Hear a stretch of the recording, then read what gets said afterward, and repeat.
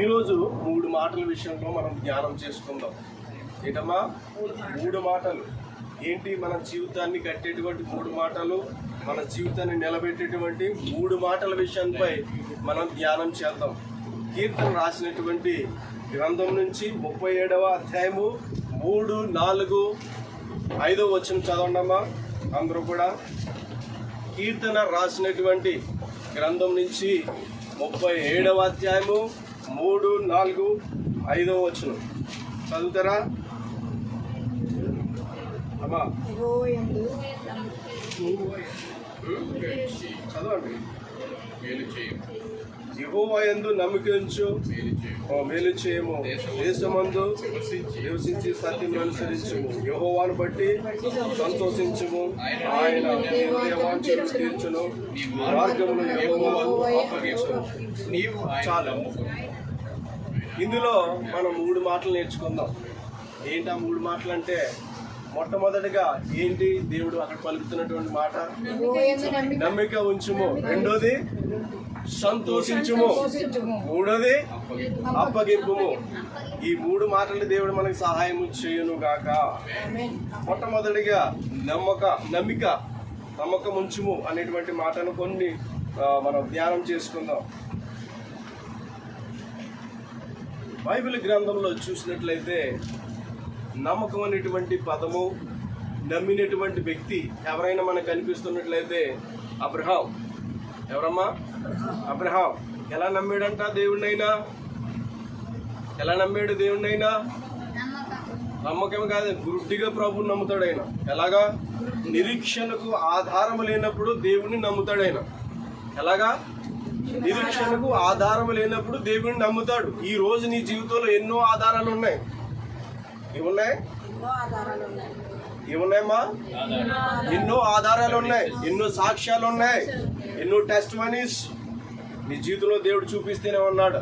ఆయన నీకు ఇంకా నమ్మకం సెట్ కావట్లే. అబ్రహాం జీవితం గురించి మనం ఆలోచన చేసినట్లయితే నిరీక్షణకు ఆధారం లేనప్పుడే నమ్మాడట. ఎలాగా? రుడిగా దేవుణ్ణి నమ్మాడు. అలాంటి నమ్మకం మన జీవితంలో రావాలా. అబ్రహాం అలా నమ్మాడు కనుకే తన జీవితంలో ఒక ఉన్నత శిఖరాలకు అందుకునేటువంటి ఆశీర్వాదం తన జీవితంలో అనుభవించగలిగాడు. ఇటమ్మా అబ్రహాం జీవితంలో తనకు పొదిగా ఉన్నదా? లేదు. ఎంతగా ఆశీర్వదించాడు?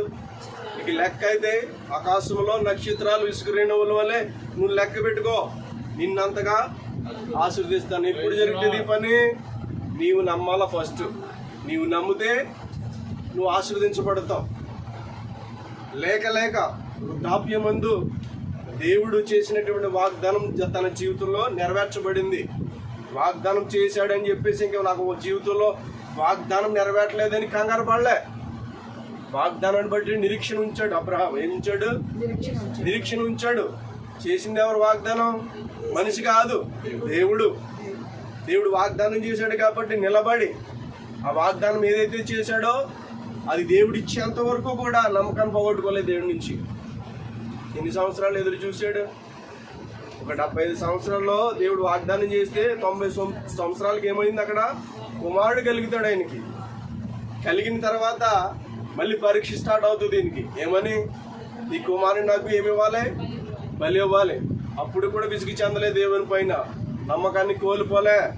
కుమారుని తీసుకుని వెళ్తూ ప్రయాణం చేస్తూ ఉన్నాడు. బహుశా 3 దినాలు ప్రయాణం చేశాడండి దగ్గర పెట్టుకుని. ఆయన కుమారుని చంపేయాలి, లేకపోతే బలి ఇవ్వాలి. కళ్ళ ముందు కొడుకు కనిపిస్తూ ఉన్నాడు. దేవుడు ఏదైతే చెప్పాడో అది చేయడానికి మాత్రం ఆయన సిద్ధపడ్డాడు. కుమారుడి కంటే ఎవరు ముఖ్యం? ఈయనకి దేవుడే ముఖ్యం. దేవుని అంతలా నమ్మాడు. ఇంకా చెప్పాలంటే ఆయన స్నేహితుడిగా ఉంటాడు. ఎవరో? అబ్రహాం. అబ్రహాం ఎలా ఉన్నాడు? స్నేహితుడిగా ఉన్నాడు. దేవుణ్ణి నమ్మడం వల్ల ఆయన నీతిగా ఎంచాడంట. అబ్రహాం ఎలా నమ్మాడమ్మా? దేవుని ఎలా నమ్మాడు? ఆయన దేవుని నమ్మాడు, అదే అతనికి నీతిగా ఎంచబడిందంట. ఈ రోజు నీవు నేను కూడా అదే నీతిలో మనం జీవిస్తున్నామా? అలాగే ఎంచబడుతున్నామా మనం? అలాంటి సావాసాన్ని ప్రభు దగ్గర చేయగలుగుతున్నామా? అలా ప్రయాణం చేస్తున్నప్పుడు ఇస్సాకుతోనే ఇస్సాకు అంటాడు, తండ్రి మరి కట్టెలు ఉన్నాయి, బలి ఇవ్వడానికి అగ్ని ఉన్నది, గొర్రెపిల్ల ఎక్కడయ్యా అని అడుగుతాడు. ఎవరు? అబ్రహాముకే మాట చెప్తాడు. ఎక్కడైనా ఏమంటాడు తెలుసా? దేవుడే చూసుకుంటాడు అంటే ఆ విషయం ఇతనికి తెలుసా? తెలీదు. గొర్రెపిల్ల ఉన్నాడు తెలుసా? తెలీదు. మరి ఎలా మాట్లాడుతున్నాడు ఈ మాట? దేవుడి మీద నమ్మకం ఉంటే ఇలా మాట్లాడాలా? జరిగిన తర్వాత మాట్లాడటం కాదు, నువ్వు జరగక ముందే మాట్లాడు. అబ్రహాము వలే. ఎలా? అబ్రహాము వలే మాట్లాడటానికి నేర్చుకోవాలి. ఈరోజు ఆ గొర్రె పిల్ల ఉన్నదాని సంగతి నీకు తెలీదు. తెలియకుండా ఏమంటున్నాడు ఈ మాట? దేవుడు చూసుకుంటాడు అన్న భరోసా కలిగి ఈ రోజు నుంచి నువ్వు మాట్లాడటం ప్రారంభించాలి. అది నీ నమ్మకం. ఎలా ఉండాలి? ఒక భరోసాతో మాట్లాడు. ఎప్పుడైనా మాట్లాడితే అంత అపనమ్మకంతో మాట్లాడద్దు. ఎలా మాట్లాడాలి? నమ్మకంతో మాట్లాడాలి. అయ్యో నా కంటికి కనిపించలేదు కదా, నాకు ఎదురు పడలేదు కదా, నాకు ఏది రుజువులు లేదు కదా అని మాటలు వదిలేసాయి. ఎవరు సెలవిస్తున్నారు నీకు? దేవుణ్ణి నువ్వు నమ్మితే నీ అదృష్టమైనటువంటి కన్నులతో నువ్వు చూసి మాట్లాడాలా. దేవుడు ఏదైతే నీ జీవితంలో ఇవ్వబోతున్నాడో దాన్ని చూసి మాట్లాడంతే. ఒక ఆత్మలో చూడడం ప్రారంభించు. నీ జీవితంలో ఆత్మీయతలో ఆత్మలో చూడలేనంత వరకు కూడా శరీరంగానే చూస్తావు, శరీరంగానే మాట్లాడతావు. దేవుని యొక్క మహిమను నువ్వు చూడలేవు. అబ్రహాం అలా లేడు. డీప్ లెవెల్లోకి వెళ్ళిపోయాడు. లోతైనటువంటి అనుభవం దేవునిలో. దేవుని చూసి మాట్లాడేటువంటి మాటలు అవి. అబ్రహామా, నువ్వు ఆ గొర్రె పిల్లని చూడలేదు, అయినా మాట్లాడావు. నువ్వు ఏదైతే మాట్లాడావో దాన్ని నేను నెరవేరుస్తాను. నువ్వు చూడగా మాట్లాడవచ్చు, కానీ నేనేం చేస్తాను? అదే చేస్తాను. నీ కొడుకుతో చెప్పినటువంటి మాటను నేను నెరవేరుస్తాను అని దేవుడు ఏం చేశాడు? దాన్ని బలిస్తూ ఉండగా అంటాడు, అబ్రహామా చాలు ఆపేసాయి, ఆ కత్తిని పక్కకు తొలగించు, ఇదిగో సిద్ధపరిచాను. చూసారా? ఏదైతే మాట్లాడాడో దేవుడు అది చేశాడు. ముందు మాట్లాడడం నేర్చుకోవాలా. ఏమని? దేని విషయంలో మాట్లాడాలా? దేవుడు చేస్తాడని నమ్మి మాట్లాడాలా. అప్పుడే మనం పొందుకుంటాం. ఎప్పుడు పొందుకుంటాం? నమ్మినప్పుడే పొందుకోవడం. నమ్మకపోతే ఏమీ రాదు. అయ్యో దేవుడు నాకు వాగ్దానం చేసాడే, అయ్యో దైవజనుల ద్వారా ప్రవచనం పలికించాడే, జరగట్లేదేంటి, నెలలు వెళ్ళిపోతున్నాయి, రోజులు వెళ్ళిపోతున్నాయి, సంవత్సరాలు గతించిపోతున్నాయి అని ఇన్ని పక్కన పెట్టాలా. మరి దీని విషయంలో మనం ఆలోచన చేయాలా. ఏం ఆలోచించుదాం? వాగ్దానం బట్టి ప్రభు దగ్గర ఎప్పుడైనా అడిగావా? ఇచ్చిన ప్రవచనాన్ని బట్టి నువ్వు ఎప్పుడైనా అడిగావా? సంవత్సరం వస్తే వాగ్దానం తీసుకుని పోతావు, అది ఎక్కడ పెడతావో తెలీదు. ఏంటమ్మా, ఏం చేస్తావు? ఎక్కడ పెడతావో తెలీదు. మళ్ళీ సంవత్సరం వస్తే మళ్ళీ ఒక వాగ్దానం పట్టుకుని పోతావు. వాగ్దానం ఇస్తున్నారని అంటారు. మళ్ళీ వాగ్దానం బట్టి ప్రార్థించింది లేదు, ఆ వాగ్దానం జీవితంలో నెరవేర్చుకున్నది అసలే లేనే లేదు. ఏమైపోతున్నాయి అని పెద్దవైపోతాయి. అబ్రహాము అలా విడిచిపెట్టలేదు వాగ్దానాన్ని. తన జీవితంలో నెరవేర్చుకునేంతవరకు కూడా ఏం చేశాడు? దేవుని నమ్మి పోరాడి గెలిచినటువంటి వ్యక్తి. మన జీవితంలో అదే విధంగా మనం బ్రతకాలని ప్రభు పేరట మీకు మనవి చేస్తూ ఉన్నారు. అలాగే మార్కు సువార్తలో దేవుడు ఏం చెప్తాడంటే, మార్కు 23:24 అంటాడు. అక్కడ తన కుమారుడి విషయంలో తండ్రి మాట్లాడుతున్నటువంటి మాటలు. ఇదమ్మా, తండ్రి మాట్లాడుతున్నటువంటి మాటలు ఏం మాట్లాడుతుంటాడంటే అక్కడ చదవండి. మార్కు 9:23-24 చదవండి.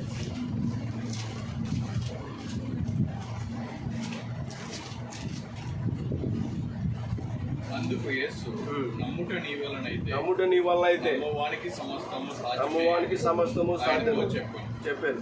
వెంటనే ఆ చిన్నవాడి తండ్రి, నమ్ముచున్నాను, నాకు అపనమ్మకం ఉండకుండా సహాయము చేయమని బిగ్గరగా కేకలు వేసాను. దేవుడు చెప్తున్నటువంటి మాట 23వ వచనంలో ఆ తండ్రితో అంటున్నాడు ఏమని? నమ్ముట నీ వల్ల అవుతుందా? బాగా గుర్తుపెట్టుకోండి. ఏంటమ్మా? నమ్ముట నీ వల్ల అవుతుందా? First one. దేవుడు వేసే క్వశ్చన్కి ఆన్సర్ మన దగ్గర ఉంది. ఏంటి? నమ్ముట నీ వల్ల అయితే. నువ్వు ఎవరినైతే ప్రభు మందిరానికి తీసుకొస్తూ ఉన్నావో, దేవుడి మందిరానికి నడిపిస్తూ ఉన్నావో, ఫస్ట్ వల్గా నిన్ను చూస్తారు. గుర్తుపెట్టుకో, మిమ్మల్నే చూస్తారు. మీ జీవితంలో దేవుడి కార్యాలు చూస్తారు. దేవుడు చేసే అద్భుతాలు, దేవుడు చేసే సాక్ష్యాలు మీ యొక్క నోట నుంచి, మీ జీవిత సాక్ష్యం నుంచి అవి వినిన తర్వాత వారు చూస్తున్నటువంటి దాన్ని బట్టి వారు మందిరానికి నడిపించిన ద్వారా అలా నడిపించబడతారు. వారు ఎలాగా? మిమ్మల్ని బట్టి నడిపించబడతారు. మీ జీవితంలో ఏం జరగలేదంటే వాడు ఎవడు రాడు, మీ దగ్గరికి వస్తాడా? మరి దేవుడు చెప్తున్న మాట ఏంటంటే ఇక్కడ నమ్ముట నీ వల్ల ఫస్ట్ అవ్వాలి. పక్కోడు మారాలంటే ఏం చేయాలా? నువ్వు మారాలి. నువ్వు మారకుండా ఆడు మారాలంటే జరగని పని అది. దేవుడు ఏమంటాడు? నాయనా నేను కార్యం చేస్తా. ఏంటి? నేను కార్యం చేస్తా. నీ జీవితంలో నీకు ఏదైతే వాగ్దానం ఇచ్చానో, ఏ ప్రవచనం అయితే నీకు చెప్పబడిందో అది నేను నెరవేరుస్తా. కానీ నువ్వు కూడా చెయ్యాలి. ఏంటి? నమ్ముట నీ వల్ల కావాలి. ఫస్ట్ ఏం కావాలి? ఈరోజు గుర్తుపెట్టుకోండి. ఏంటి? నమ్ముట నా వల్ల కావాలి. ఇది నీకు ఇచ్చినటువంటి అది. ఒక ఆపరేషన్ చేసేటువంటి వ్యక్తికి డైరెక్ట్ ఆపరేషన్ చేసేస్తారా? చేస్తే ఏం చేస్తాడు అతను? ఏం చేస్తుంటాడు? వాడు కుదురుగా ఉండడు, ఆ నొప్పి తట్టుకోలేడు. దానికి ఏమి ఇవ్వాలి? మొత్తం ఇవ్వాలి. ఏంటి? మొత్తం ఇవ్వాలా లేదా? మొత్తిస్తే అలా పడి ఉంటాడు. ఆ ప్లేస్లో ఏం ముట్టుకుని ఏం చేసుకున్నా కూడా కుదురుగా ఉంటాడు. ఏం కావాలి ఇతనికి? మొత్తు కావాలి. ఏం వాడుతున్నాడు ఇక్కడ డాక్టర్? మొత్తును వాడుతున్నాడు. ఆపరేషన్ చేయడానికి ఏం కావాలి? మొత్తును వాడుతున్నాడు. నా దేవుడు వాడేది ఏంటి? నీలో నుంచి నమ్మకాన్ని వాడుతున్నాడు. ఆ నమ్మకం లేకపోతే నీ జీవితంలో కార్యము జరగదు. ఒక డాక్టర్కి మొత్తం అవసరం వచ్చి ఉన్నట్లే దేవుడు నీ పట్ల ఒక నమ్మకాన్ని ఎదురు చూస్తున్నాడు. నమ్మకాన్ని నీ పట్ల దేవుడు కోరుకుంటూ ఉంటాడు. ఫస్ట్ ఆఫ్ ఆల్ నీవు నమ్మాలి.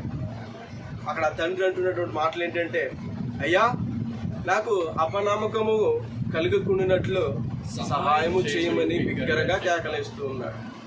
ఈరోజు నీవు నేను కూడా దేవుని ఎదుట అలాగే అడగా. ప్రభువా, గతించినటువంటి కాలంలో నేను అపనమ్మకంగా నిన్ను నమ్మానేమో, కంప్లీట్గా నిన్ను నమ్మలేదేమో, అందుకే నా జీవితంలో కార్యాలు జరగట్లేదు, కార్యాలను చూడలేకపోతున్నాను. ఈ అపనమ్మకము నా యొద్ద నుంచి తొలగించు. అపనమ్మకం రాకుండానట్లు నాకు సహాయము చేసి సంపూర్ణంగా నేను నమ్ముకునేటువంటి కృపను నాకు ఇమ్మని ప్రార్థించాలి. ఏం చేయాలి? ఏం చేస్తున్నాడు అతను? బిగ్గరగా కేకలు వేస్తూ ఉన్నాడు. మనం అలాగే దేవుని పట్టుకోవాలా. ఎలాగా? బిగ్గరగా కేకలు పెట్టాలి దేవుడి దగ్గర. ఏమని? నమ్మకాన్ని నిలబెట్టి, నమ్మకాన్ని పోగొట్టుకునేవాడిగా నేను ఉండకూడదు. ఎందుకు? నా జీవితంలో గతించిపోయిన కాలములో నమ్మకోలేకే నా జీవితంలో కార్యాలు జరగలేదు, నమ్మకోలేకే వాగ్దానాలు నెరవేర్చబడటం లేదు. కానీ ఏం చేయలేదు నాన్న? అమ్మా, నమ్మకముతో వాటిని మనం సంపాదించుకోవాలి. నమ్మకముతో మనం దేవుని యొద్ద నుంచి మనం పొందుకోగలుగుతాం. దేవుడు ఏం చూశాడు ఇక్కడ? ఆ తండ్రిలో నమ్మకాన్ని చూడాలి. నమ్మకం నీ వల్ల కావాలి. ఫస్ట్ నువ్వు ఎదుటివాడికి చెప్తావు, ఫస్ట్ మనకే కావాలి. వాడు నమ్మడానికి ఏం కావాలంట? నమ్ముట నీ వల్ల అవ్వాలి బాబు. నమ్మువానికి అప్పుడు సమస్తం కూడా సాధ్యమే అవుతుంది. నమ్మటం మన వల్ల అయితే దేవునికి ఏంటంట? సమస్తమును సాధ్యమని. నీ పట్ల చేయడానికి దేవునికి సమస్తము కూడా సాధ్యమే. ఎప్పుడు ఇది జరుగుతుంది? మన నమ్మకం బట్టి సమస్తం కూడా మన జీవితంలో సాధ్యం చేసేటటువంటి దేవుడిగా మన పక్షాన ఉంటాడు. నా జీవితంలో ఇది జరగలేదు, అది జరగలేదు అని నువ్వు సాకులు చెప్పవు. ఎందుకు? నమ్ముట నీ వల్ల అవుతుంది కాబట్టి. అబ్రహాం ఏం పొందుకున్నాడు నమ్మడం బట్టి? చాలా ఆశీర్వాదం. లోతు అబ్రహాము ఒకే చోట ఉండలేకపోయారంట. ఎందుకో తెలుసా? తనకు కలిగినటువంటి అంత ఆశీర్వాదం అంత గొప్పగా ఉంది ఆయన జీవితంలో. ఎలా ఉంది? అంత గొప్పగా ఉంది. ఒకే చోట ఉండలేకపోయారు. వాళ్ళు ఏమైపోయారు? నువ్వు అక్కడికి వెళ్తే నేను ఎక్కడికి వెళ్తా, అలా పంచుకున్నారండి. ఏమా, నువ్వు ఎడం వైపుకి వెళ్తావా, నేను కుడి వైపుకి వెళ్తాను. ఎందుకు? ఈ నమ్మకం ద్వారా తనకి జీవితంలో ఆశీర్వాదాన్ని తెచ్చుకున్నాడు. ఇంకా అదే స్థితిలో, అదే పేదరికములో, అదే లేమి స్థితిలో మనం ఉండడానికి వీలు లేదు. ఎందుకు? ఇందు ద్వారా ఆ గొప్ప స్థితికి మనం వెళ్ళలేకపోతున్నాం. నమ్మకం లేక పేదరికం వెంటాడుతూ ఉంది. అమ్మా, ఎలా ఉండాలి మనం? అబ్రహాము సంతానం వల్ల మనం ఉండాలి. విశ్వాస జాబితాలో ఫిబ్రవరి 11లో విశ్వాసులకి తండ్రిగా నిలిచాడు. ఎవరో? అబ్రహాం. అదే దేవుడు మన దేవుడు. అమ్మా, ఆ రోజు చేసినటువంటి కార్యాలు, ఆ రోజు చేసినటువంటి అద్భుతాలు ఈరోజు కూడా దేవుడు మన పట్ల చేయగలవాడు. వాగ్దానం చేసిన వాడు ఎవరంటే నమ్మదగిన వాడు. నీ పట్ల వాగ్దానం చేసిన వాడు నమ్మదగిన వాడని నువ్వు నమ్మాలా. ఈ నమ్మకానికి ఎంత మాత్రం కూడా సందేహింపగా నమ్ము. నువ్వు పొందుకునేంత వరకు కూడా నమ్మకాన్ని విడిచిపెట్టద్దు.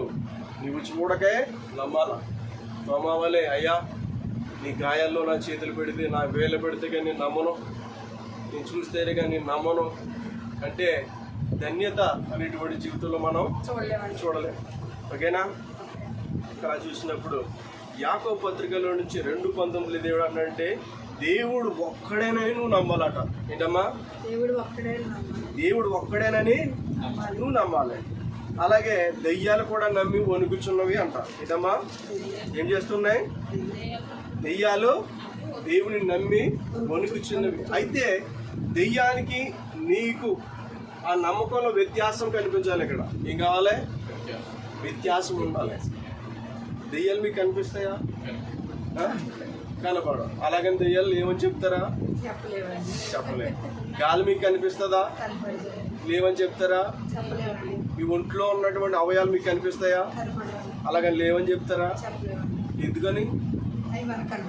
కనపడలేదని చెప్పేసి లేవంటారా? అంటే మీకు ఒంటుకు లేదంటే ఎక్కడికైనా పోతుందా? గాలి లేదని ఎలా చెప్పగలుగుతారు? ఉన్నది కాబట్టి పీలుస్తూ ఉన్నాం, బ్రతుకుతూ ఉన్నాం. దేవుడు ఒక్కడేనని మనం నమ్మాలి. ఎలా నమ్మాలా?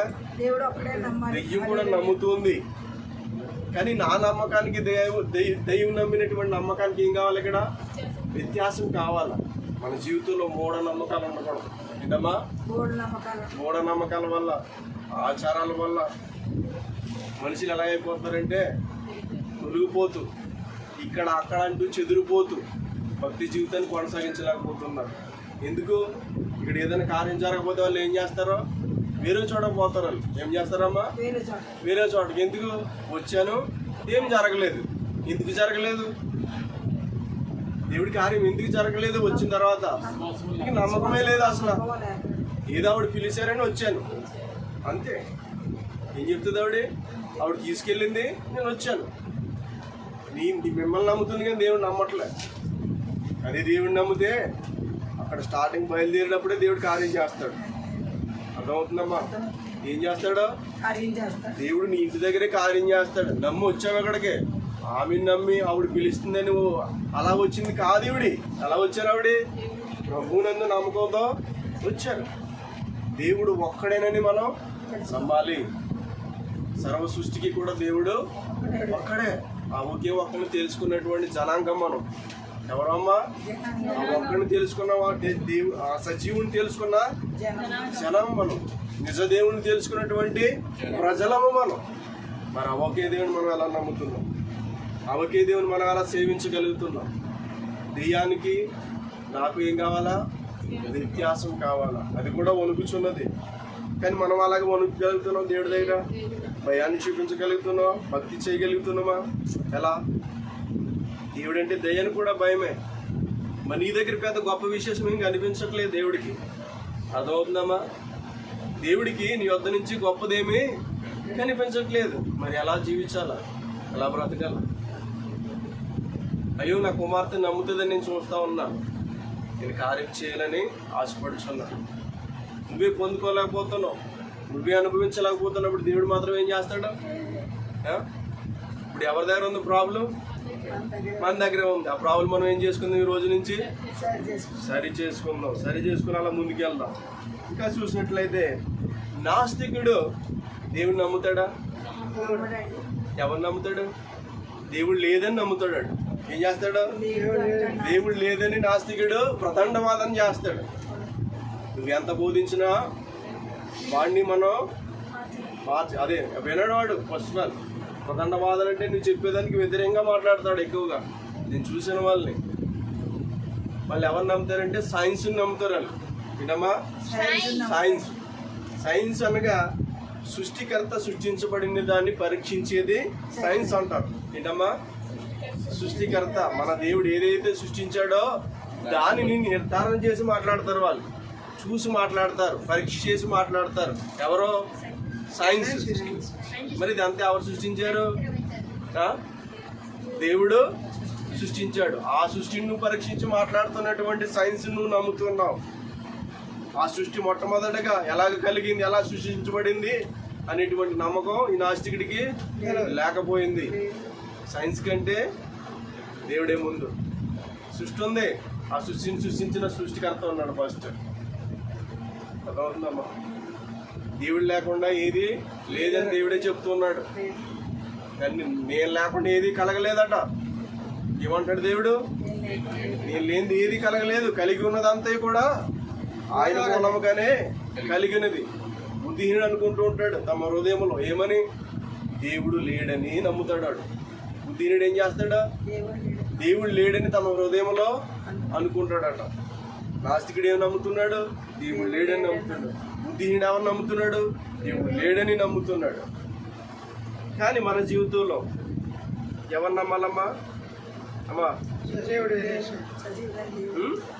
అంటే నీకు కొన్ని కంటికి కనిపించే ఉన్నవి, కంటికి కనిపించనివి ఉన్నవి. ఏంటమ్మా? కంటికి కనిపించే ఉన్నవి, కంటికి కనిపించనివి ఉన్నవి. అంటే కంటికి కనిపించేవే ఉన్నవని కంటికి కనిపించలేనివి లేవని నువ్వు మాట్లాడకూడదు. అంటే మనం ఇక దేశంలో, ఇండియాలో మనం ఇక్కడే ఉన్నాం. అంటే ఇంకా చాలా దేశాలు ఉన్నాయి, అక్కడ ఉండేవా అవన్నీ కూడా మనం చూడలేము. కొంతమంది వెళ్ళి చూసి మనం చెప్తూ ఉంటాడు, ఆ ఫొటోస్ కానీ ఆ వీడియోస్ కానీ చూసినప్పుడు, అబ్బా ఈ దేశం ఎలా ఉంటుందా, అక్కడ ఇలాంటివి ఉంటాయా అని అలా చెప్తారు. చెప్పినప్పుడు చాలా మనకు ఆశ్చర్యం వేస్తూ ఉంటారు. ఎందుకు? వాళ్ళు చూశారు కనుక. మనం చూడలేదు కనుక లేదని నేను చెప్తామా? అమ్మా, చెప్పగలమా? చెప్పకూడదు. అంటే కంటికి కనిపించే దాన్ని బట్టి నువ్వు నిర్ధారణ చేయొద్దు. కనిపించినవి చాలా ఉన్నాయి. ఆకాశ మండలంలో దురాత్మ శక్తులు పనిచేస్తున్నాయని దేవుని వాక్యం సెలవిస్తూ ఉంది. గొప్ప గెలాక్సీ గెలాక్సీ చాలా ఎలా ఉంది, చాలా నక్షత్రపు, చాలా విచిత్రమైనటువంటి సముద్రములో అనేకమైన చేపలు, మత్సరములు, అవన్నీ మనం చూడగలిగామా? కొన్ని మాత్రమే మనం చూడగలుగుతున్నాం. అలాగని వాటిని లేవని చెప్తామా? చెప్పడానికి వీలు లేదు. అందుకనే విశ్వాసము అదృశ్యమైనటువంటి ఒక చూపది. ఎలా ఉంటుంది? ఆత్మ ద్వారా చూసే విధంగా ఉంటుంది. అబ్రహాము చూసిన విధంగానే అదృశ్యమైనటువంటి చూసే విధంగా మనం ఉండాలి. అలా చూసి మనం మాట్లాడాలి. అలాంటి భక్తి జీవితంలో మనం ముందుకి వెళ్ళగలిగి ఉండాలి. దేవుడు ఏది మన జీవితంలో వాగ్దానం చేసాడో ఆ వాగ్దానం నెరవేర్చబడుటకు మనం ప్రార్థన చేయాలి. ఏం చేయాలమ్మా? వాగ్దానం మన జీవితంలో నెరవేర్చబడుటకు మనం ఏం చేయాలి? ప్రార్థన చేయాలి. దేని బట్టి ప్రార్థన చేయాలి? వాగ్దానం మీ దగ్గర పెట్టుకుని ఏం చేస్తారు? ప్రార్థన చేయాలి. దేవుడు ఏదైతే ప్రవచనం ఇచ్చాడు దాన్ని బట్టి మీరు ఏం చేయాలి? ప్రార్థన చేయాలి. ఎప్పుడు మీరు పొందుకుంటారు? ఎప్పుడు పొందుకుంటారు చెప్పాలి. ప్రార్థన చేసుకున్నప్పుడే మీరు పొందేసుకుంటారు. ఎప్పుడు పొందుకుంటారు? ప్రార్థనలోనే దేవుడు మీకు ఇచ్చేస్తాడు. దేవుడు అదే చెప్తున్నాడు. మీరు ప్రార్థన చేసినప్పుడు మీరు ఏదైతే అడుగుతున్నారో, మీరు ఏదైతే కోరుకుంటున్నారో, మీరు ఏది కావాలని ఆశపడుచున్నారో అది ప్రార్థన ద్వారా దేవుడు మీకు ఇవ్వాలని ఆశపడుచున్నాడు.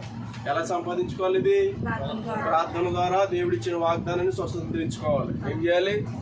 దేవుడు నాకు ఇది ఇచ్చాడని నమ్మాలి. ఏం నమ్మాలమ్మా? దేవుడు నాకు ఇచ్చాడని, దేవుడు నాకు ఇది అనుగ్రహించాడని, అయ్యో నేను పొందుకుని ఉన్నానని నువ్వు సంతోషంగా గంతులు వేయాలి. ప్రార్థన చేసిన తర్వాత అయ్యో ప్రార్థన చేసేనే వాగ్దానం నెరవేరుతుందో లేదో, ఎప్పుడు నెరవేరుతుందో, ఇలాంటి మాట్లాడద్దు. ఎందుకు? నువ్వు రిసీవ్ చేసుకున్నావు ప్రార్థనలో, నువ్వు పొందేసుకుని నాకు ఇచ్చాడు ఆ దేవుడు. మరొక దానికోసం నువ్వు అడుగు. ఏం చేయాలమ్మా? మరొక దానికోసం అడుగు. ఇక దాని కొరకు నీ దగ్గర నుంచి దాన్ని తొలగించు. ఎలా పొందుకోవాలట? ప్రార్థన ద్వారా మనం పొందుకోవాలి. అలాగే రోమపత్రికలో 8:38 దేవుడు మాట్లాడుతున్నాడు.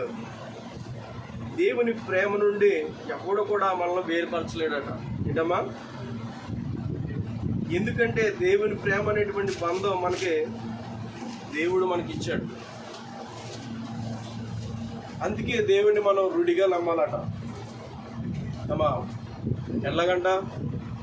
ఏ బంధం ఇచ్చాడు దేవుడు మనకి? ఏ బంధం ఇచ్చాడు?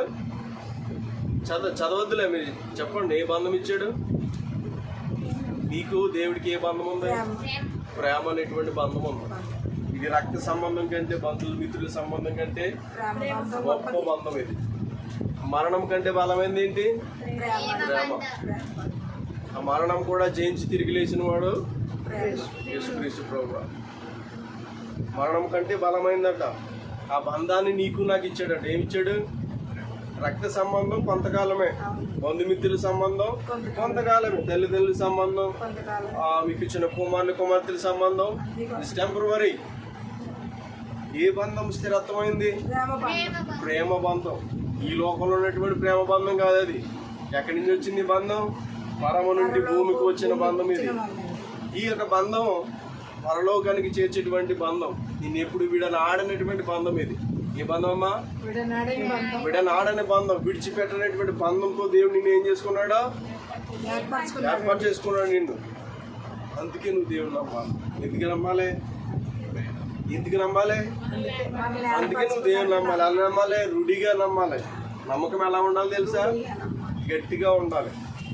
ఒక వస్తువు కింద పడిపోతారు, డెలికేట్గా ఉన్న వస్తువులు మీరు ఏం చేస్తారో వస్తువు తీసుకెళ్ళేటప్పుడు జాగ్రత్తగా తీసుకెళ్తారు. కింద పడితే ఏమవుతుంది? అది పగిలిపోతుంది అని. ఈ నమ్మకాన్ని కూడా అదే విధంగా గట్టిగా పట్టుకోవాలి. ఎలా పట్టుకోవాలి? గట్టిగా పట్టుకోవాలి. ఎక్కడైతే జార విడిచాను అనుకో, అదేమైపోద్ది? పోతుంది. అది నమ్మకం పోతే ఏముండదు కదా. అందుకే రూఢిగా పట్టుకో, ఈ నమ్మకాన్ని గట్టిగా పట్టుకో. ఎందుకని? దేవుడు నాకు ఒక బంధం ఇచ్చాడు. అది ఎవ్వరు విడదీయని బంధం. అది విడదీయగలరా? ఏం పాట అది? విడదీయగలరా ఎవరైనా?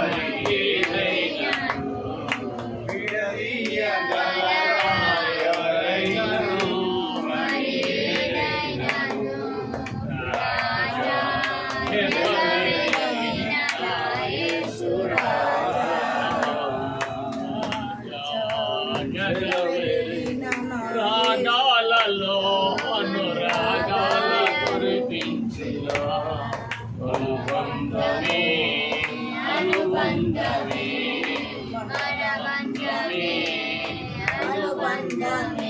హల్లెలూయా. మన దేవుడు నమ్మదగిన వాడు కనుక మన పాపాల నుంచి మనల్ని విడిపించి మనల్ని క్షమించినటువంటి దేవుడు. ఇలా అమ్మా ఒకటి యోహాను సువార్తలు చెప్తూ ఉంటాడు, ఈ దేవుడు నీ పాపముల నుంచి నీ శాపముల నుంచి నిన్ను క్షమించి నిన్ను పవిత్రులుగా చేశాడు. ఈ దేవుడు అమ్మ అర్థమవుతుందా మీకు? ఏం చేశాడంట?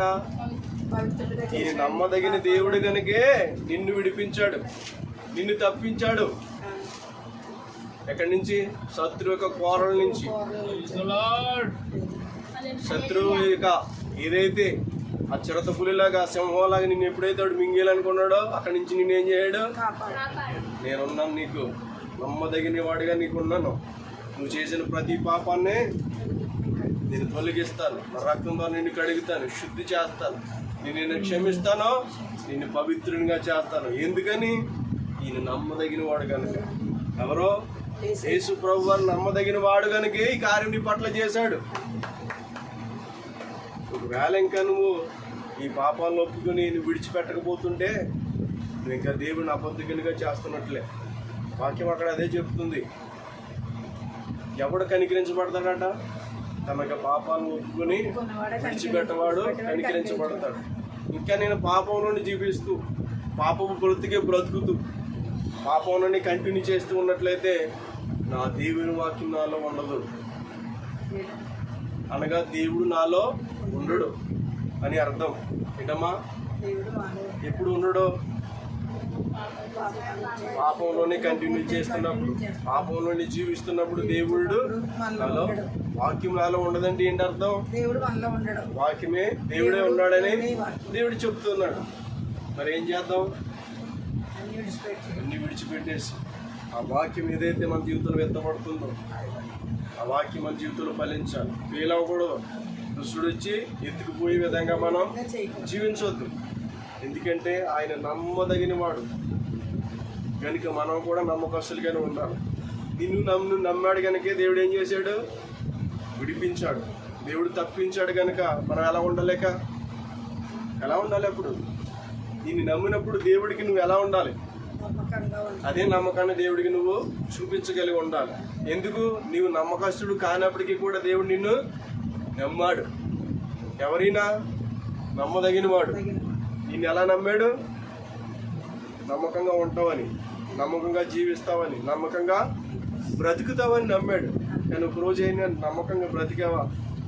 నమ్మకంగా జీవించావా? కనిపించట్లేదు. దేవుడు ఒక్కడే నమ్మకస్తుడిగా కనిపిస్తాడు కానీ మనం మాత్రం నమ్మకస్తులే కనిపించట్లేదు. ఎందుకు? ఏమైనా మంచిగా ఉందా అమ్మా? లేదు. అలాగే చూసినప్పుడు లోక సువార్తలో దేవుడు ఏం చెప్తున్నాడంటే, మిక్కిలిలో కొంచెముగా నువ్వు నమ్మకంగా ఉంటే నీవు ఎక్కువలో కూడా నమ్మకంగా ఉంటావంట. ఏమన్నాడు దేవుడు? మిక్కిలి అనగా కొంచెములో నువ్వు నమ్మకంగా ఉన్నప్పుడు నువ్వు ఎక్కువలో కూడా నమ్మకంగా ఉండవు. ఒకవేళ ఈ కొంచెములో నువ్వు నమ్మకంగా లేకపోతే ఎక్కువలో కూడా నువ్వు నమ్మకంగా ఉండలేవు. దేవుడు ఏదైనా నీకు ఇవ్వాలనుకో, దేవుడు ముందు నిన్ను నమ్మాలా. నమ్మి నా జీవితంలో దేవుడు ఏదన్నా కార్యం చేస్తాడు. కొంచెంలో నమ్ముకున్నవాడు ఎక్కువలో నమ్మకం ఉన్నట్లుగానే అసలు నా ఆత్మీయమైనటువంటి జీవితంలో నేను ఎలా ఉండగలుగుతున్నాను? దేవుడికి నమ్మకంగా ఉండగలుగుతున్నానా? నా సంపాదన విషయంలో నేను నమ్మకంగా ఉండగలుగుతున్నానా? దేవుడికి ఇవ్వాల్సినటువంటి దాన్ని నేను ఇవ్వగలుగుతున్నానా? లేదు. ఎందుకు? అక్కడ నమ్మకంగా ఉండను. కానీ నా శాలరీ ప్లస్ కావాలి. ఏం కావాలి అక్కడ? మరి నీ కుటుంబంలో నువ్వు నమ్మకం ఉండవు. నీ కుటుంబం ఏమి కావాలా? విస్తరించబడాలా, ఆశీర్వదించబడాలా. నువ్వు చేసేటువంటి ఉద్యోగం కానీ ఆ వ్యాపారంలో నీకు నమ్మకం చూపించవు. కానీ అవి ఏం కావాలా? మరొక జాబులు ఏం కావాలా? ఉన్నత స్థితికి వెళ్ళిపోవాలా. నమ్మకం బట్టి పెరుగుతాయి కానీ అపనమ్మకము, నమ్మకం లేని వారి జీవితంలో జరగవు. ఉన్నదాన్ని ఊడిపోతే తప్ప మళ్ళీ ఇంకొక గొప్ప స్థాయి రాదు. అందుకే దేవుడు నా ఉపమాన రీతిలో చెప్తాడు. 5 తలాంతులు ఉన్నవాడికి ఏమొచ్చిందంటే ఇక్కడ కొన్ని తలాంతులు దేవుడు ఇస్తూ ఉంటాడు. ఒక తలాంతి ఇచ్చి దానికి అప్పగించినప్పుడు ఆ ఒకే తలాంతుని ఏం చేస్తాడంటే భూమిలో వెళ్ళి కప్పెడేస్తాడు. ఎందుకు? ఇద్దరు పాస్ అయ్యారు. ఆ తలాంతులు ఏం చేశారు? వాళ్ళు రెట్టింపు చేశారు. యజమానుడు వచ్చేసరికి ఏం చేశారు? రెట్టింపు చేసి మరి ఆయనకి ఇచ్చారు. కానీ ఒకే తలాంతి ఏం చేశాడు?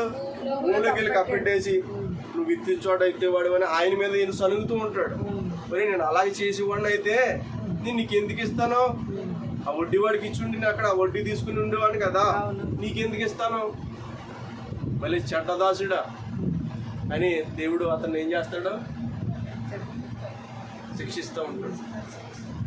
ఈరోజు మన జీవితంలో ఎటువంటి నమ్మకం కలిగి ఉన్నాం? దేవుడికి ఇచ్చటలో మనం నమ్మకంగా ఉండాలి. బ్లెస్సింగ్ అంతా అక్కడే ఉంటుంది. దీనికోసం నేను ఎప్పుడు మాట్లాడను. ఇప్పుడు ఎవరికి మాట్లాడలేదు. ఎందుకంటే వాక్యం ఉన్నట్టుగా చెప్పాలి కనుక నేను చెప్తాను. మన పరిచర్య దీనికోసం మాట్లాడేది కాదు. ఎందుకంటే ఆత్మల రక్షణ కొరకై దిగినటువంటి పరిచర్య. కాబట్టి మనం ఎప్పుడు దేవుని ప్రకటించే విషయంలో మనం నమ్మకంగా ఉండాలి. దేవుడికి నా కుటుంబ విషయంలో, నా భర్త విషయంలో నేను నమ్మకం ఉండాలి. నా భార్య విషయంలో నేను నమ్మకంగా ఉండాలి. నా కాపురం విషయంలో నేను నమ్మకంగా ఉండాలి. దేవునికి ఇవన్నీ దేవుడికి అవసరమైనవి. అర్థమవుతుందండి? ఏంటిది? దేవుడికి ఏం కావాలండి? అన్నీ నమ్మకంగా మన జీవితాన్ని ముందుకి కొనసాగించే విధంగా మనం ఉండాలి. అలాగే కుమారుడు అనేటువంటి యేసుక్రీస్తు ప్రభువారు తన ఇంటి మీద నమ్మకంగా ఉన్నాడట. ఎవరో? యేసుక్రీస్తు ప్రభువారు భూమి మీదకి వచ్చిన తర్వాత తండ్రి ఇంటి మీద నమ్మకంగా ఉన్నాడంట. దేవుడు చెప్పిన విధంగా చేయుచున్నట్లయితే, దేవుడు మాట్లాడుతున్నటువంటి ప్రతి మాట మనం గైకొని బ్రతుకుతున్నట్లయితే, ఇది మనకు దేవుడు ఇచ్చినటువంటి ఇదే ఆయన ఇల్లు అట.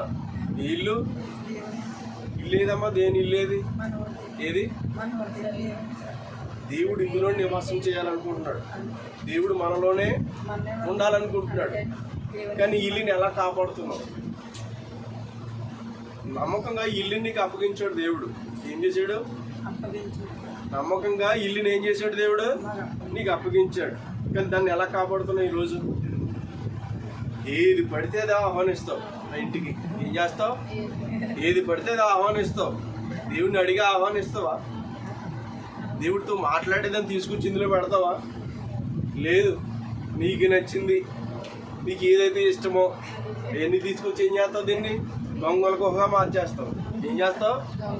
దొంగలకొకగా. ఆనాడు దేవాలయానికి వెళ్ళి దేవుడు ఏం చేస్తా ఉన్నాడు? దేవాలయాన్ని ఏం చేస్తున్నాడు?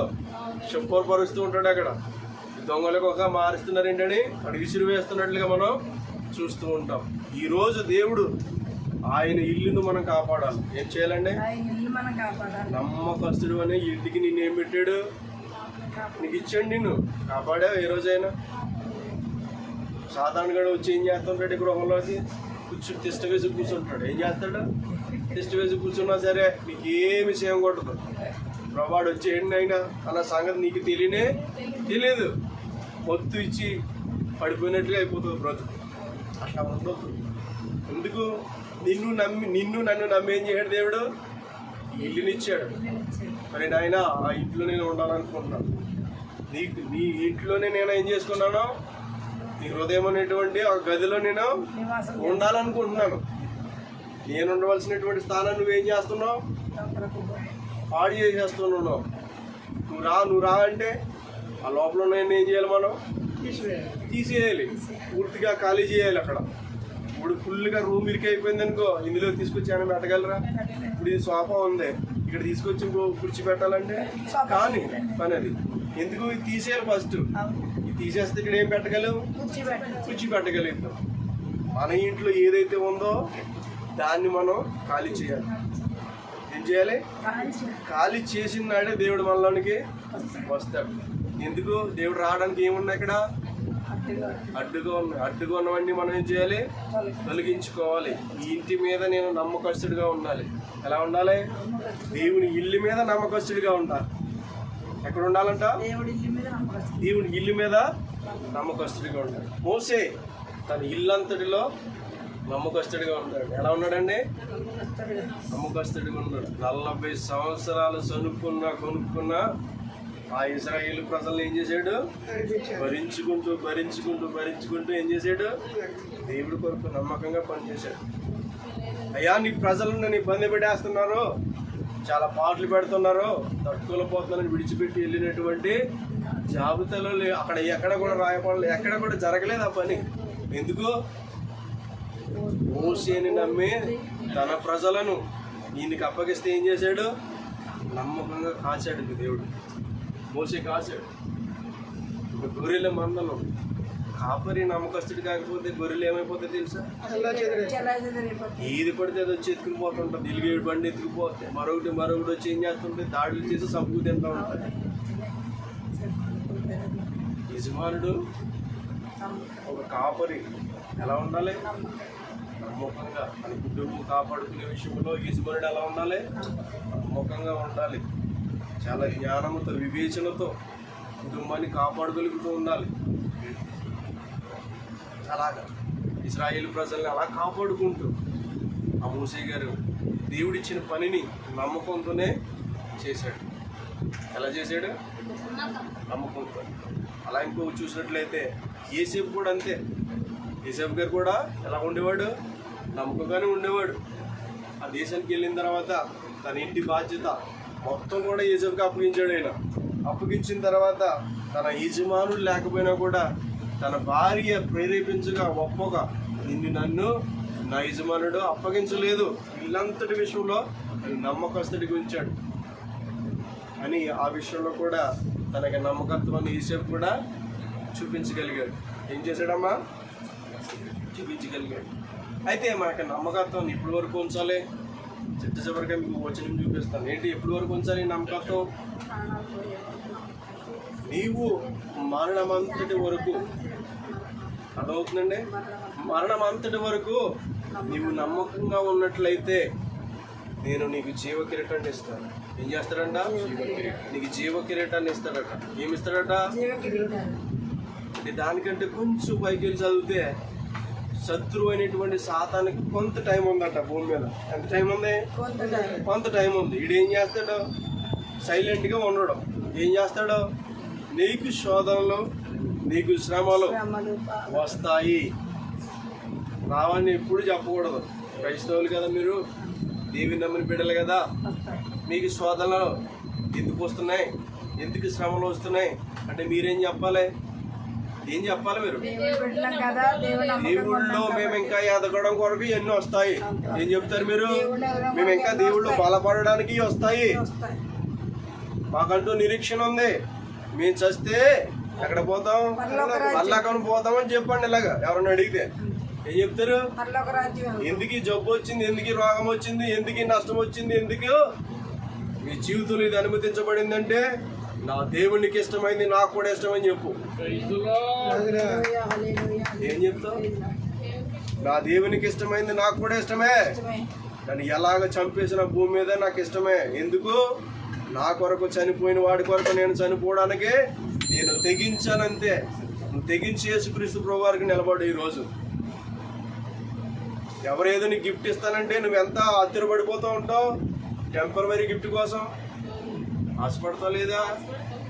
ఇది ఎవడో వారకాసం ఏదైనా ఉంగరం చేయించడానికి ఏమైపోతావు? ఇంకా రోజు మామూలుగా ఉంటుంది నీ పరిస్థితి. ఏం చేస్తావు? అయ్యి బాబు బంగారం వాటి ఉంగరం వస్తున్నారా బాబు అని మామూలుగా చెప్పుకో. ఇదంతా భూమి మీద మట్టిలో కలిసిపోవాలా. కానీ నీకంటూ ఒక కిరీటం ఉంది. నీకంటూ ఒక కిరీటం ఉంది. ఏ కిరీటం ఇది? ఈ లోకంలో కూర్చోబెట్టి నెత్తి మీద ఎట్టి కిరీటం కానే. ఇదే కిరీటం అంట, జీవమై ఉన్నటువంటి కిరీటం అంట. యుగాలు ఆ కిరీటాన్ని మీద ధరింప చేయడానికి దేవుడు నీతో మాట్లాడుతున్నటువంటి మాటలు నమ్మకంగా బ్రతుకుంటాడు. ఈ జీవితమే నమ్మకమైన పునాదిగా ఉండాలి. ఎలా ఉండాలా? పునాదే సరిగ్గా లేకపోతే ఏమైపోద్దా? ఇల్లు కూలిపోతా. నమ్మకం మీద కట్టుకో ఇల్లుని. అలా కట్టుకుందాం. నమ్మకం మీద కట్టుకో. ఇంటి మీద దాడులు చేసిన ఏం చేసినా ఇల్లు ఎలా ఉంటుంది? స్ట్రాంగ్ గా ఉంటుంది. ఏ దెబ్బ తగిలినా, ఏ ఆయుధం వచ్చి దానికి పుచ్చుకున్నా కూడా ఎలా ఉంటుంది? ఇది స్ట్రాంగ్ గా ఉంటుంది. దేవుళ్ళు అలా ఉండాలి. ఎందుకొరకు నువ్వు ఉండాలి? ఈ శ్రమ, ఈ శోధన తాత్కాలికం. ఏంటమ్మా? తాత్కాలికంగానే. కొద్ది కాలం ఓర్చుకోలేవా? అయ్యో యుగ యుగాలు జీవించే దాని కొరకు నువ్వు ఎందుకు నిరీక్షణ కలిగి బ్రతకలేవు? ప్రతిదానికి అలుగుడు, ప్రతిదానికి ఏంటి? సనుగుడు. ఏంటి శ్రమ, ఏంటి శోధన అనే విధంగా మనం ఉండకూడదు. నాకు ఇది ఏమొస్తుందని నేను నిలబడాలా? నాకు జీవ కిరీటం ఉందని నేను నిలబడాలి. ఇలాంటి నమ్మకంలో దేవుడి కొరకు మనం బ్రతకాలి. ఇప్పటి వరకు నేను చనిపోయేంత వరకు కూడా నేను నమ్మకంగానే బ్రతుకుతా, నమ్మకంగానే జీవిస్తా. ఆ దేవుడు ఏదైతే చెప్పాడో అలాగే బ్రతుకుతా. అలాంటి కృపని మన దేవుని మనం ఏమన్నా అడగాలి, ప్రార్థించుకోవాలి. అమ్మా ఏం చేయాలి? ఇంతవరకు కూడా నమ్మకానికి గురించినటువంటి ఒక మాటను మనం వివరించుకున్నాం. ఏం చేసాం? నమ్మకం గురించి. రెండోది కొంచెం తొందరగా చెప్పే ప్రయత్నం చేస్తారు. రెండోది ఏం చెప్పుకున్నాం మనం? సంతోషించు. ఏంటమ్మా రెండో మాట? ఫస్ట్ మాట ఏంటి? నమ్మకం. రెండో మాట సంతోషించు. ఫిలిప్పీ 4:4 దేవుడు చెప్తున్నటువంటి మాట సరే అంత నోట మాట్లాడదాం. 4వ వచనంలో ఎల్లప్పుడూ ప్రభునందు ఆనందించుడి, మరలా చెప్పుదును ఆనందించుడి. ఏంటంట? ఎల్లప్పుడూ ప్రభునందు ఆనందించుడి, మరలా చెప్పుదును ఆనందించుడి. అయితే అపోస్తలుడైనటువంటి పౌలు గారు ఇక్కడ ఆయన ఆనందిస్తూ రాసినటువంటి మాటలు ఇవి కాదు. అమ్మా మీరు ఆపండి, ఇంకా వినండి. ఏంటంటే ఇది ఆయన ఆనందిస్తూ రాసినటువంటి మాటలు కావు. ఇక్కడ ఫిలిప్పీ సంఘానికి ఆయన సుఖపడుతూ రాసినటువంటి మాటలు కాదు. ఇది ఏ పరిస్థితుల్లో ఉండి ఆయన రాశాడు మీకు తెలుసా? పౌలు గారు ఊహించగలరా? ఏ పరిస్థితులు రాశాడు పౌలు గారు ఈ మాటలు? చెరసాలలో ఖైదీగా ఉండి బందీగా ఉండి కాళ్ళు కదలకుండా చెక్కలది ఏం చేసేవారు, ఇక్కడ రౌండ్గా ఉండి అందులో పెట్టి బంధించేవారట. అలాంటి పరిస్థితిలో ఖైదీగా ఉన్నప్పుడు ఏం చేసాడు ఈయన? ఎల్లప్పుడూ ప్రభువునందు ఆనందించుడి. అంటే పౌలు గారికి ప్రతిదీ తెలుసు, కష్టము సుఖము. చాలా ఉన్నత స్థితి కలిగినటువంటి వాడు, చాలా విద్య చదివినటువంటి వాడు, ఆయన ఎడ్యుకేట్ పర్సన్, చాలా గొప్పగా చదువుకున్నాడు ఆయన. కానీ ఇవన్నీ తెలిసినటువంటి వాడు చివరికి తన జీవితంలో తెలిసింది ఏంటో తెలుసా? ఏమన్నాడు? ఏం మాట్లాడుతున్నాడు ఈయన? ఈ లోకాన్ని చూసినటువంటి వాడు, అమ్మా ఏంటి? ఈ లోకాన్ని చూసినటువంటి వాడు, ఈ లోకంలో సుఖాన్ని అనిపించినటువంటి వాడు చెప్తున్నటువంటి మాటలు ఏంటి? ఖైదీగా ఉన్నప్పుడు ఈ లోకంలో ఏది కూడా ఆయన్ని ఆనందపరచలేకపోయింది, సంతోషపరచలేకపోయింది. ఏది కూడా ఆయన ఆనందింపచేసేటువంటిది ఏదీ లేదు. కానీ చివరికి ఏం పలుకుతున్నాడు? ఆనందించుడి. ఈ లోకంలో ఉన్నదంతా కూడా ఏంటంట? టెంపరవరీ, స్థిరమైంది, నిలకడగా ఉండేది ఏంటంట? ప్రభువునందు మాత్రమే నువ్వు ఆనందించాలి అని. ఏంటమ్మా? ప్రభువునందు మాత్రమే నువ్వు ఆనందించాలని. ఆ ఆనందం మన జీవితంలో నుంచి దొంగిలించేవాడు లేనే లేడు. ఈ ఆనందము స్థిరమైంది, ఈ సంతోషము శాశ్వతమైంది. బాధలో ఉన్నా కూడా పౌలు గారు సంతోషిస్తున్నాడు. ఎందుని బట్టి? దేవుని బట్టి. ఏ రోజైనా నీకు కలిగిన బాధలో సంతోషించావా? అయ్యా అదేం మాటలు మాట్లాడుతున్నారు, బాధలు ఎవరైనా సంతోషపడతారా? అమ్మా ఇప్పుడు మీరు ఒక జైలుకి వెళ్ళి ఖైదీని పలకరించినప్పుడు ఆ ఖైదీ వచ్చి మీతో ప్రభునందు ఆనందించండి, నేను ఇక్కడ ఆనందంగానే ఉన్నాను అని చెప్తే మీరు ఏమంటారు? జైలుకి వెళ్దామని అనుకుంటారా? అమ్మా అట్లా అనుకుంటారా? జైల్లో ఉన్నవాడు ఈ మాట చెప్తుంటే నువ్వేం చెప్పాలి? బయట ఉన్నవాడివి ఏం చెప్పాలి? జైల్లో ఉన్నవాడికి ఆనందం దొరికితే నీకేంటి? అమ్మా ఏం మాట్లాడాలి అప్పుడు? ఎలా ఉంది ఇప్పుడు? బయట ఉన్నవాడికంటే జైల్లో ఉన్నవాడు ఆనందిస్తున్నాడు. ఆ రోజు పౌలు ఆనందించాడు. ఈరోజు నువ్వు ఏ జైల్లోనూ లేవు, స్వేచ్ఛగా ఉన్నావు. దేవుడిచ్చిన కృపలో నువ్వు స్వేచ్ఛగానే బ్రతుకుతున్నావు. కానీ ఆనందించే విషయంలో మాత్రం ఏడుస్తూనే ఉంటాం. ఏం చేస్తాం? ప్రభుని నమ్ముకున్నా కూడా మన జీవితంలో ఏంటి? ఆనందం ఉండదు. ఎందుకు? ఆనందించడం చేత కాదు. ఒక ఆమె పాట పాడుతుందంటే చర్చకొచ్చి, అది ఏం పాట తెలుసా? సంతోషమే సమాధానం. ఆ పాటకి ఏం పాడుతుందంట? ఏడుస్తూ పాడుతుందంట. ఏం చేస్తుంది? ఏడుస్తూ పాడుతుందంట. ఆ పాటకి అర్థం ఏంటి? సంతోషమే సమాధానమే అన్న పాటకి ఎలా పాడాలి? ఎక్స్ప్రెషన్తో, సంతోషంతో పాడాలి. పాట ఎలా పాడుతుంది? వచ్చి ఎలా పాడుతుంది? ఏడుస్తూ పాడుతుందంట. ఏడుస్తున్న పాటలు కొంతమంది నవ్వుతూ పాడతారంట. ఏం చేస్తుంటారు? ఏడుపు పాటలు ఏం చేస్తారు? సంతోషంతో పాడతారు. సంతోషించవలసిన పాటలు ఏం చేస్తుంటారు? చూసారు అలా ఉన్న పరిస్థితి. ఏం నేర్చుకున్నారు ఇప్పుడు?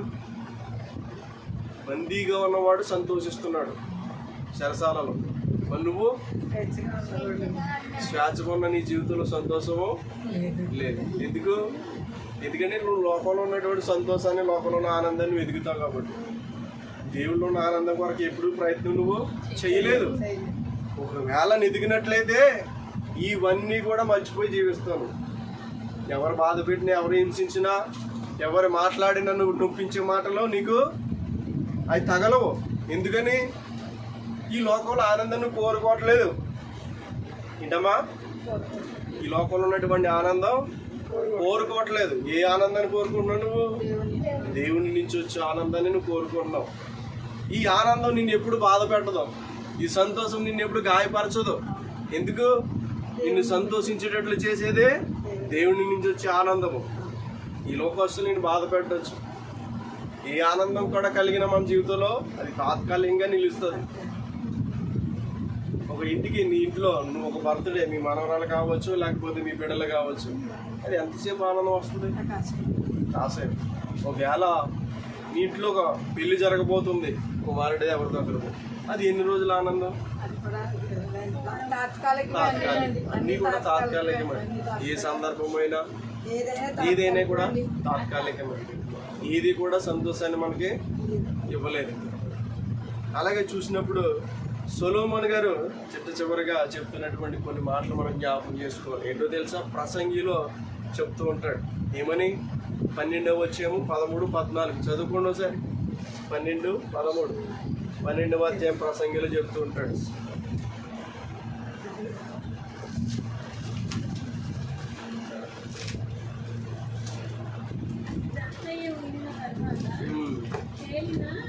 ఫలితార్థం ఇదే, దేవుని యందు భయభక్తులు కలిగి ఉండి ఆయన కట్టలను అనుసరించి నడుచుచుండవలెను.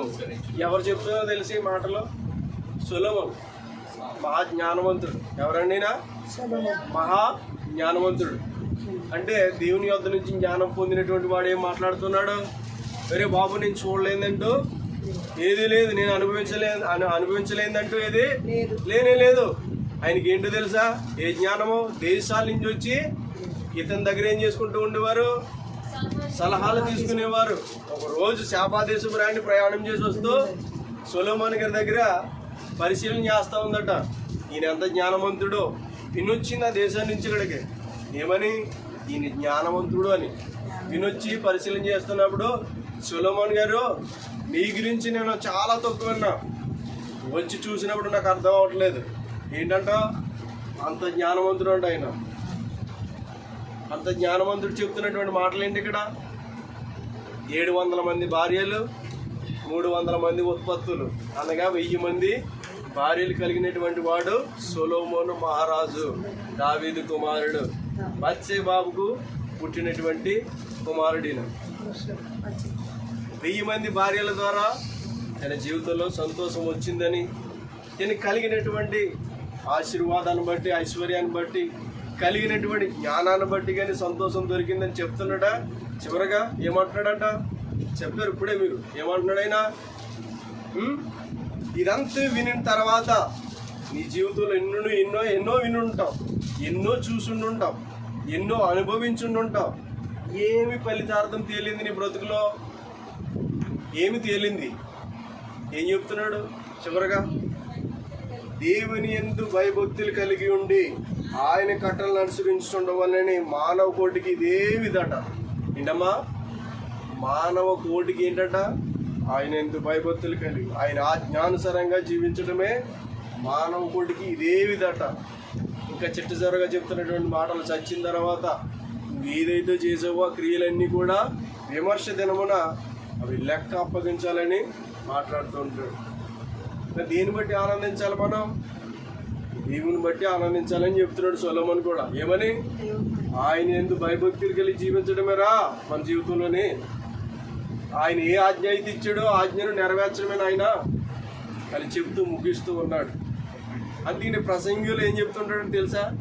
సమస్తము ఏంటంట? వ్యర్థము వ్యర్థము వ్యర్థము అని రాయబడి ఉంటారు. ఏమని ఉంటుంది? వ్యర్థము వ్యర్థము వ్యర్థం. ఎందుకంటున్నాడు ఈ మాట? జ్ఞానవంతుడు చెప్తున్నాడు ఈ మాట. ఏమని? ఏమి లోకంలో ప్రయోజనకరమైంది కానీ ఏది కూడా లేదు. దేవుని యందు మాత్రమే సంతోషించాలి. రెండో మాట ఏం చేయాలి? దేవుని యందు మాత్రమే సంతోషించాలి. దీన్ని బట్టి మీకు ఏమర్థం అవుతుంది అమ్మా? ఏమర్థమైంది?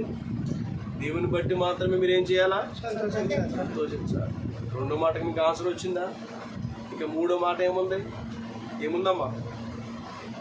అప్పగింపుము. ఏ మాట? ఈ మాట అప్పగింపుము. ఎవరికి అప్పగించావు నీ జీవితాన్ని? ఎవరికి అప్పగించావు?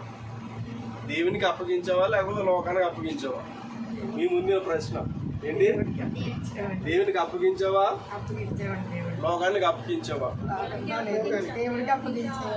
దేవునికి అప్పగించావా? నిజంగా నిజమేనా ఈ మాట అమ్మా? లోకంలో ఏముందమ్మా చెప్పండి? ఏముంది? లోకంలో 3 ఆశలు ఉన్నాయి. ఏం ఆశలు అయ్యి? శరీరాశ, నేత్రాశ, జీవపుడము. ఒకవేళ నీ జీవితాన్ని అప్పగించినట్లయితే లోకానికి ఏమి నెరవేరుస్తావు తెలుసా? ఏమి నెరవేరుస్తావు? శరీరం అనేటువంటి ఆశను, నీ నేత్రం ఏదైతే కోరుకుంటుందో అదే ఆశను, జీవపుటంబం అనగా గర్భంతో కూడినటువంటి ప్రవక్తన నీ జీవితంలోనికి వచ్చేస్తారు. ఇప్పుడు నీ జీవితానికి ఎవరికి అప్పగించినట్టు? లోకంలో పనిచేస్తున్నటువంటి సాతాను చేతిలోనికి మనం అప్పగించబడకూడదు. ఒకవేళ అప్పగిస్తే ఏం చేస్తాడంటే ఈ సాతాను ఈ పనులు మనతో చేపిస్తాడు. ఏంటది? ఎప్పుడు దేవుళ్ళో నిన్ను గడపనివ్వడం. ఎందుకంటే శరీరమా తినుము త్రాగము సుఖించము, ఇంతే. ప్రార్థన విషయానికి వచ్చేటప్పుడు ఇక్కడ ఏమంటాడు? ఏం అవసరం లేదు, తర్వాత చూద్దాం అని నీ జీవితంలో ప్రతిదినం ఏం చేస్తూ ఉంటుంది? గతించిపోతూ ఉంటారు. ఎప్పటికీ మనం ప్రార్థన చేయం. ఎందుకని? సమయం ఉంది కదా. ఎందుకో అంతా, ఇంకా నీకు వయసు ఉంది కదా, ఇంకా ఎందుకు అప్పుడే మారడం? ఏంటమ్మా, నీకు వయసు ఉంది కాబట్టి అప్పుడు ఇంకెందుకు నువ్వు మారడం? వయసుతో సంబంధంగా ఉందా మనిషికి? ఎందుకు? ఎప్పుడు పోతాడో తెలియదు. ఏ వయసులైనా పోవచ్చు, ఎక్కడైనా పోవచ్చు, ఎలా అయినా పోవచ్చు. గుర్తుపెట్టుకోండి. నేను చెప్పేది కరెక్టేనా కాదా? ఎప్పుడైనా ఎక్కడైనా ఎలాగైనా చావచ్చు మనిషి. ఎవడెవరిని రక్షించేవాడు కాదు. యేసు ప్రభు మాత్రమే నీ రక్షకుడు. ఆయనకి నీ జీవితాన్ని అప్పగించు. లోకానికి అప్పగిస్తే ఒక చిరత పులి ఎలాగైతే ఆ మనిషి మీద పడి దాడి పీకిని ఈడ్చుకుపోయింది. ఢిల్లీలో ప్రాంతంలో జరిగినటువంటి సంఘటన. ఆ కుమారుడు అక్కడ పడిపోయాడు. అతను ఆ పులికి సింహానికి మాత్రం ఏం చేస్తానంటే ఇతను మురుక్కుతూ బ్రతుకులాడుతున్నాడు. ఏమని? విడిచిపెట్టే నన్ను విడిచిపెట్టే అని. కానీ ఎంత మాత్రం ఒక కనికిరం పడ్డదా? ఎక్కడ పడ్డాడు? వెళ్ళి ఒక మృగం దగ్గర పడ్డాడు. దానికి కనికిరం పడినా, నువ్వు శాస్త్రానికి నమస్కారం చేసినా కనికిరం పడదు. దానికి కావాల్సింది ఏంటి? ఆహారం. జాగ్రత్త సుమి. నీ జీవితాన్ని ఎక్కడ అప్పగించుతున్నావు? బహు డేంజర్ అనేటువంటి ఈ లోకం మంచిది కానీ కాదు. నువ్వు దేవుని కౌగిలిలో, దేవుని చేతిలో, దేవుని దగ్గర గడిపేవాడిగా ఉండాలి. అలా నీ జీవితాన్ని అప్పగించుకో. అలాగ అప్పగించుకోకపోతే మన జీవితం ఏమైపోతే పతనానికి వెళ్ళిపోవాల్సి వస్తుంది. ఏమైపోతుంది? పతనానికి వెళ్ళాల్సి వస్తుంది. ఒకవేళ మీకు దగ్గర ఉన్నటువంటి ఒక వాహనం ఉందనుకో, ఇదమ్మా ఒక వాహనం ఉంది, దానికి చిన్న రిపేర్ వచ్చింది. కానీ దాన్ని ఎక్కడ తీసుకెళ్ళాలి? మెకానిక్ తీసుకెళ్ళి. ఏ మెకానిక్? ఒక కారు అనుకోండి, ఆ కారు మెకానిక్ దగ్గర తీసుకెళ్ళాలి. అలా కాదు కూడదు. నాకు తెలిసిన వాళ్ళు ఉన్నారు, ఆయన చూస్తాడు, వాళ్ళు చేస్తారో అక్కడ తీసుకెళ్ళాం. కానీ అతనికి సరిగ్గా తెలియదు దాని గురించి. ఏం చేశాడు? దాన్ని పూర్తిగా ఏం చేశాడు? ఉన్నదాన్ని కాస్త ఏం చేశాడు? పెద్దగా చేసాడు. ఏం చేశాడు? చిన్న ప్రాబ్లమే అది వచ్చింది, కానీ ఏం చేశాడు? అతను పెద్దగా చేసాడు. చిన్న ప్రాబ్లంలో నువ్వు కకృతి పడి నువ్వు తీసుకెళ్ళవలసిన వాడి దగ్గర తీసుకెళ్ళకుండా నువ్వేం చేసావు? ఏం చేయవు? వేరే దగ్గర తీసుకోవాలి. అలాగే నీ జీవితము పాడవుతున్నప్పుడు కానుకోవాలి నువ్వు. అది చిన్నగా నీ పాడైనప్పుడు నువ్వు కానుకోకపోతే, పెద్దగా అయిపోయినప్పుడు దాన్ని చేయగలిగినటువంటి స్థితి ఎవరి దగ్గర ఉండదు. ఆ కారు మెకానిక్ దగ్గరికి ఆ కారు తీసుకెళ్ళి ఉంటే అది కొంచెంలోనే అయిపోయింది. కానీ ఏమైంది? దీని పరిస్థితి చాలా భారీగా నష్టం జరిగింది. నీ జీవితంలో భారీ అనేటువంటి నష్టాన్ని కొని తెచ్చుకోవద్దు. ఏం చేసుకుందాం? వెలుగు కలిగి దేవునిలో జీవించుదాం.